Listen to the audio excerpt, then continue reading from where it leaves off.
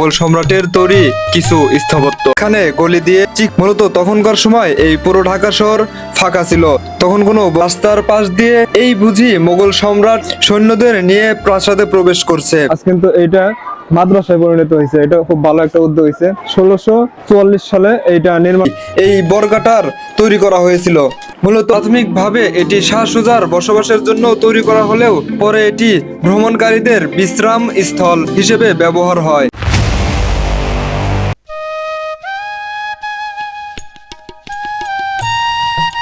প্রিয় দর্শক, আসসালামু আলাইকুম। পুরান ঢাকায় বহুল পুরনো জিনিস রয়েছে, তার মধ্যেও অন্যতম শ্রেষ্ঠ হলো মোগল সম্রাটের তৈরি কিছু স্থাপত্য। চলুন আজকে সেরকম কিছুই দেখবো। আমি হেঁটে হেঁটে চললাম চকবাজার বরকটাতে। আমি জেনেছি সেখানে সম্রাট শাহজাহানের পুত্র সম্রাট সুজার একটি স্থাপত্য রয়েছে। চারপাশেই বিশাল বড় বড় বিল্ডিং আর মাঝখানে গলি দিয়ে চিকন রাস্তা। আমি হাঁটছি আর ভাবছি, চারপাশে এত বড় বড় বিল্ডিং আর মাঝখানে চিকন রাস্তা, এই রাস্তা দিয়েই কিভাবে সম্রাট শাহজাহানের পুত্র সুজা হেঁটে চলছে।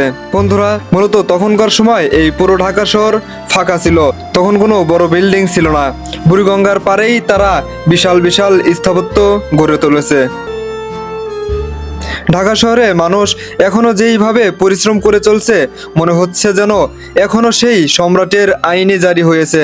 দিনমজুরের কঠোর পরিশ্রম, ফুটপাথের আশেপাশে সারি সারি দোকান এখনো কিন্তু এতে 16 শতকের রূপ প্রকাশ পায়। মনে হচ্ছে রাস্তার পাশ দিয়ে এই বুঝি মোগল সম্রাট সৈন্যদের নিয়ে প্রাসাদে প্রবেশ করছে, আর প্রজারা কঠোর পরিশ্রমের মধ্যেও সম্রাটকে সম্মান জানাচ্ছে।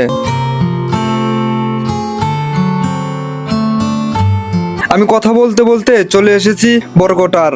আমি এখনো কোনো অনলাইনে এই বরকটার নিয়ে কোনো ভিডিও দেখতে পাইনি, কারণ যুগ পরিবর্তন হতে হতে এই ধরনের স্থাপত্যগুলোও মাটির সাথে মিশে যাচ্ছে।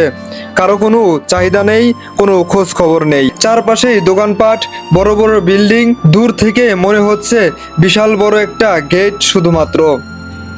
প্রিয় বন্ধুরা, এখানেও কিন্তু একটা মোগল আমলের একটা স্থাপত্য রয়েছে, যেটা হলো বরগাটা। যেটা হলো আমার পিছনের এই বরগাটা, এটা হলো মোগল সম্রাট শাহজাহানের পুত্র সুজার নির্দেশে বাণিজ্যিক কাজে ব্যবহার করার জন্য এটি তৈরি করা হয়েছিল। আজ কিন্তু এইটা মাদ্রাসায় পরিণত হয়েছে, এটা খুব ভালো একটা উদ্যোগ হয়েছে। 1644 সালে এইটা নির্মাণ করা হয়। এই বরকটারে কিন্তু ইতিহাসের সবচেয়ে পুরনো জিনিসগুলোর মধ্যে একটি স্থাপত্য। সম্রাট শাহজাহানের পুত্র সম্রাট সুজার নির্দেশেই এই বরকটার তৈরি করা হয়েছিল, মূলত ব্যবসা বাণিজ্যের জন্য। ঢাকার চকবাজারের দক্ষিণে অবস্থিত মোগল আমলের একটি ঐতিহাসিক সারাইখানা। সম্রাট শাহজাহানের পুত্র শাহ সুজার নির্দেশেই 1644 সাল থেকে 1646 সালের মধ্যে এই নির্মাণ কাজ সম্পন্ন হয়। প্রাথমিকভাবে এটি শাহ সুজার বসবাসের জন্য তৈরি করা হলেও পরে এটি ভ্রমণকারীদের বিশ্রাম স্থল হিসেবে ব্যবহার হয়।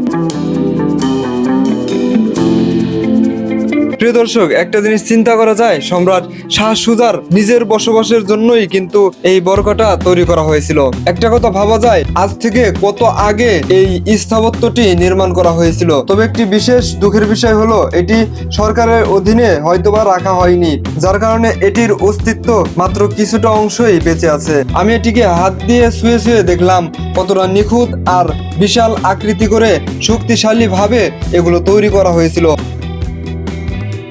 আপনারা হয়তো ভাবছেন এইখানের বিল্ডিং গুলোই তো এই সারাইখানার থেকেই অনেক উঁচু উঁচু, অনেক বড়, কিন্তু বিষয়গুলো এমন না। আপনি একটা জিনিস কল্পনায় ভাবেন, এই যে মরুভূমির মাঝে এমন বিশাল একটি স্থাপত্য নির্মাণ হয়েছে এবং আশেপাশে অনেক দূরে দূরে কিছু কুঁড়ে ঘর রয়েছে, তাহলে বিষয়টা কেমন দেখা যাবে? শাহ সুজার আমলে এই স্থানগুলো ঠিক এমনই ছিল, আর তখনই এই সারাইখানা তৈরি করা হয়েছিল। তখন এই সারাইখানাই সবচেয়ে বিশাল ছিল। আমি কিন্তু এই দেওয়ালে বারবার হাত লাগিয়ে আর কল্পনায় কিন্তু এখানের আশেপাশে কোনো বাড়ি রাখিনি। আমাদের বাংলাদেশের পুরান ঢাকায় এই মোগল স্থাপত্য কিন্তু ধীরে ধীরে বিলুপ্ত হয়ে যাচ্ছে। এক সময় এই স্থাপত্যগুলো কতই না রং তামাশায় মেতে থাকতো, আর এখন শুধুই মাত্র ইতিহাস।